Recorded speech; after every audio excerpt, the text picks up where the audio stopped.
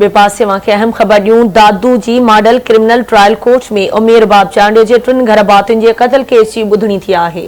उमेर बाब चांडियो केस जे फरियादी परवेज़ चांडियो ऐं वकील सां गॾु अदालत में पेश थी आहे। इल्ज़ाम हेठि आयल MP सरदार अहमद चांडियो, बुरहान खान चांडियो बि अदालत में पेश थिया। गिरफ़्तार जवाबदार मुर्तज़ा, जुल्फ़कार सिकंदर, अली गौहर खान चांडियो ऐं उन वक़्त जो SHO करीम चांडियो खे बि सेंट्रल जेल खां अदालत आंदो वियो आहे। तफ़सील मालूम कंदासीं दादू मां आवाज़ जे रिपोर्टर दानिश खुश्क खां। जी दानिश, कहिड़ा तफ़सील आहिनि, आगाह कजो।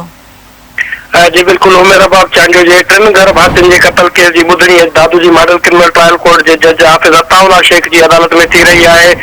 उमेर बाब चांडियो केस जे फरियादी परवेज़ चांडियो ऐं वकील सलाहुद्दीन पवर सां गॾु अदालत पहुती आहे। जॾहिं त इल्ज़ाम हेठि आयल MPA ॿाहिरि सरदार अहमद चांडियो ऐं बुरहान खान चांडियो पिणु अदालत में पेश थिया आहिनि। उन सां गॾोगॾु जेके केस में गिरफ़्तार जवाबदार आहिनि अली गौहर, जुल्फ़कार सिकंदर चांडियो, मुर्तज़ा चांडियो ऐं उन वक़्त जो SHO करीम चांडियो खे पिणु अदालत में जेको आहे सेंट्रल जेल खां पेश कयो वियो आहे। जेका ॿुधणी आहे उहा थोरी देरि में थींदी। जी ठीकु आहे दानिश, वॾी महिरबानी अवां जी अपडेट करण लाइ।